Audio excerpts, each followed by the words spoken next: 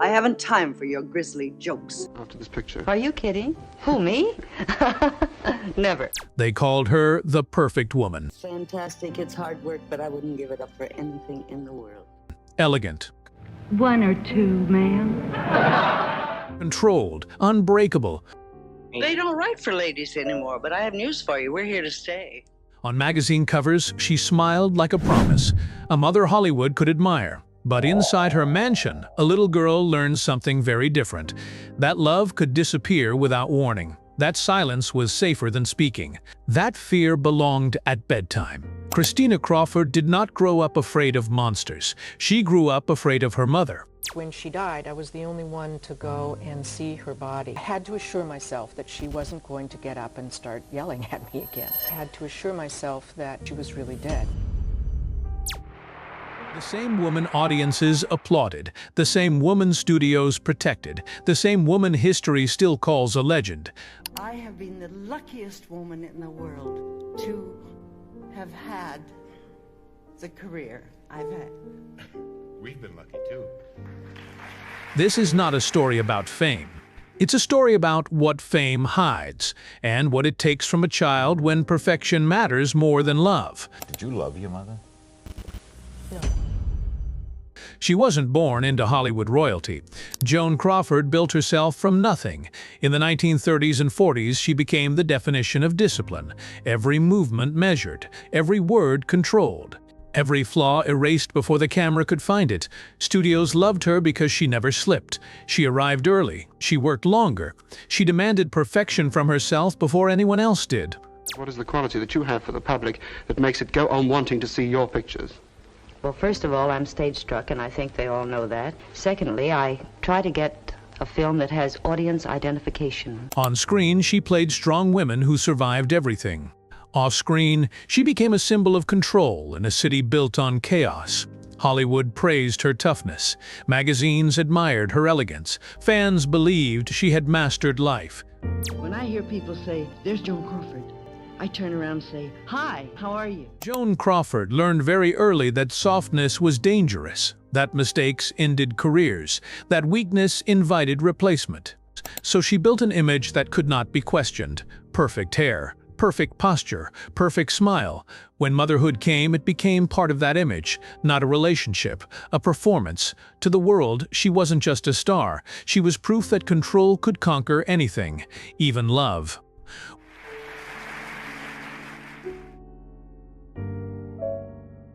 When Joan Crawford adopted Christina, the cameras followed closely. A Hollywood star becoming a mother, a powerful woman choosing family.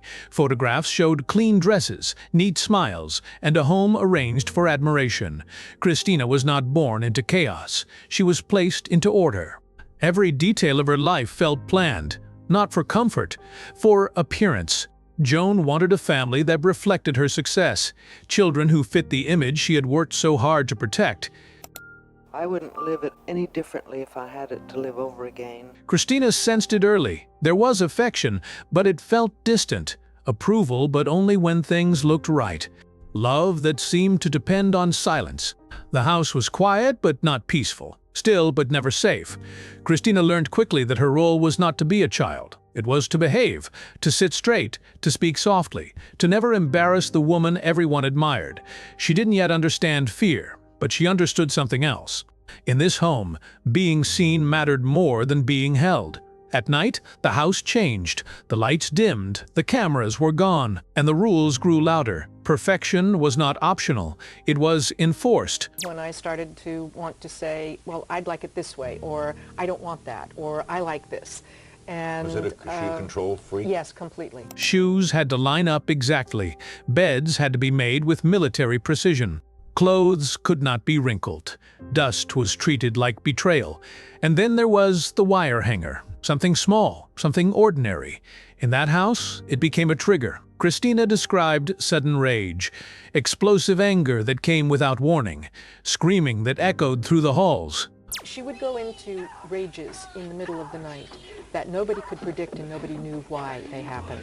Punishments that felt endless. There were no explanations, only accusations. You are careless, you are ungrateful, you are ruining everything. Sometimes the punishments were physical, sometimes they were worse. Cold silence, public humiliation, being ignored for days, as if she didn't exist. Hairbrushes and the famous hangers, of course. It was very violent, and one time, you know, she tried to kill me. Christina would scrub floors late into the night, hands raw, knees aching, her mother watching. Not as discipline, as control. There were no hugs afterward, no reassurance, no sense that it was finished. Only the fear of the next mistake. Christina slept lightly, always listening, always ready. In that house, love didn't feel warm. It felt conditional. I tried very hard to love her because she was the only mother that I knew. And childhood faded slowly, one rule at a time. Christina began to believe the rules were her fault.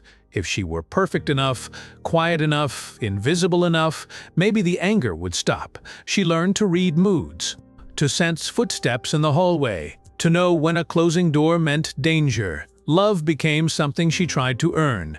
She performed for approval the same way her mother performed for Hollywood, smiling when she was frightened, agreeing when she was confused, staying silent when something felt wrong. As a child, she didn't think about escape, she thought about loyalty. This was her mother, the woman the world adored, so Christina protected her, even while fearing her. She learned not to tell teachers, not to tell friends, not to tell anyone.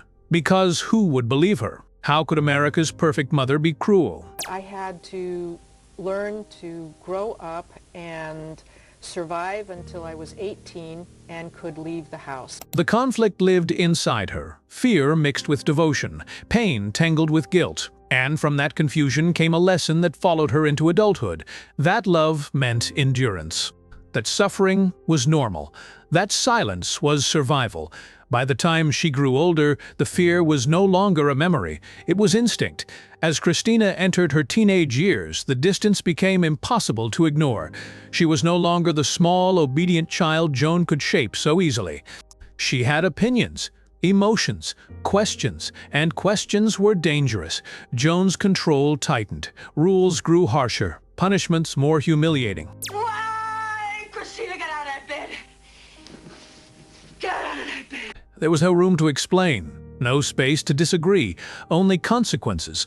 Christina pushed back in small ways, talking back, breaking curfew, testing boundaries she had never been allowed to touch. Each act was met with fury. Joan didn't see a daughter struggling to breathe. She saw disobedience, threat, failure. The relationship collapsed into constant tension, arguments without resolution. Why can't you treat me the way I would be treated by any stranger on the street? Because I am not one of your fans! Silences that stretched for weeks. Eventually, Joan made a final decision. She removed Christina from her home. Just like that, the child who had spent her life trying to please her mother was sent away. You had left the house at 18, as told? Yes, and I never came back. You ran away, or just No, I just said left. goodbye? I said goodbye and left. No goodbye shaped by love.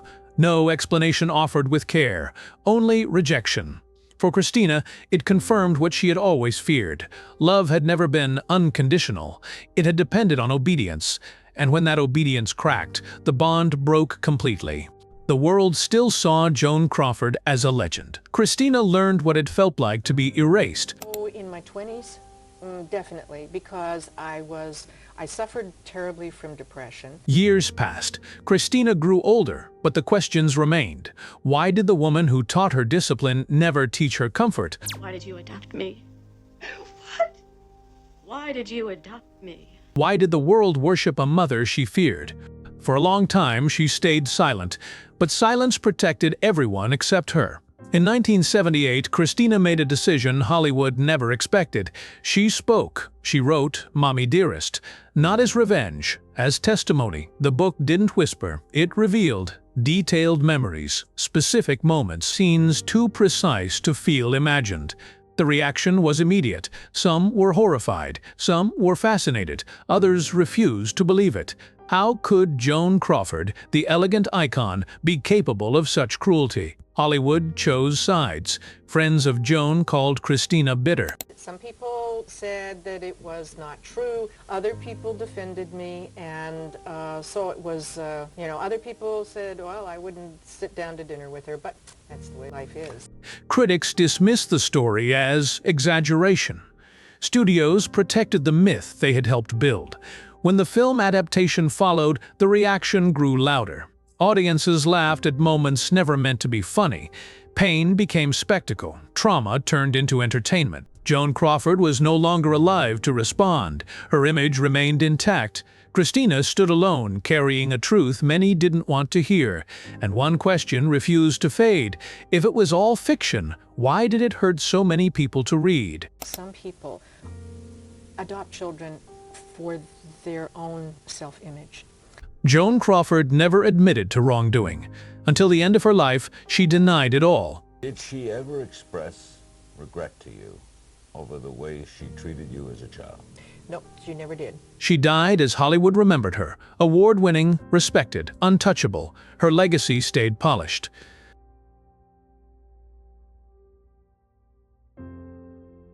But Christina's truth did not disappear.